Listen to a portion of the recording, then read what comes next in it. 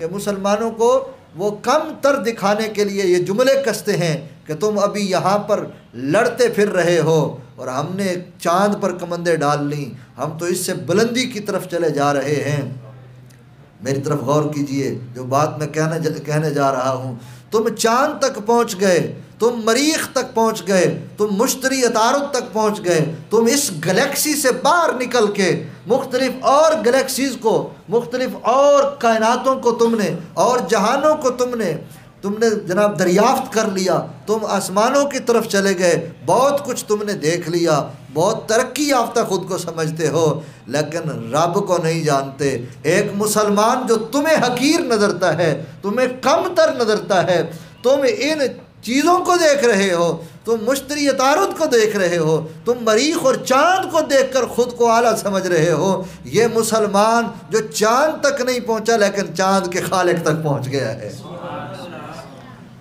ये सूरज तक नहीं पहुंचा लेकिन सूरज के खालिक तक पहुंच गया है। ये कायनात को मुसख्खर इसने नहीं किया लेकिन कायनात को तख्लीक करने वाले तक ये पहुंच गया है। और ये कायनात के तख्लीक फरमाने वाले तक इस बंदे को पहुंचाया किसने है?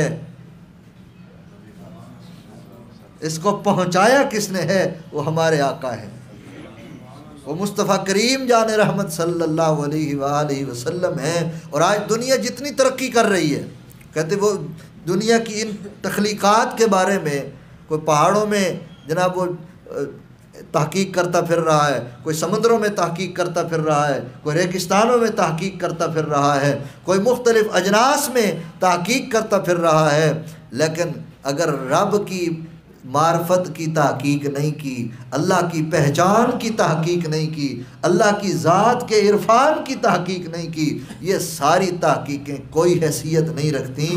मेरे मुस्तफ़ा करीम जान रहमत सल्लल्लाहु अलैहि वसल्लम ने मुसलमानों को, अपने ग़ुलामों को हुजूर ने किसी तहकीक में पढ़ने की, तहकीक में लगने की ज़हमत से बचाते हुए मेरे मुस्तफ़ा करीम जान रहमत ने अपने ग़ुलामों को रब का इरफान अता फरमाया।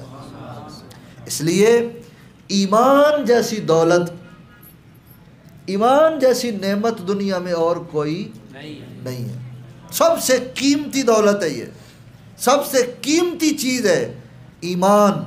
और जिसके सीने में ईमान का नूर, ईमान की रोशनी मौजूद है, वो दुनिया का अजीम तरीन इंसान है।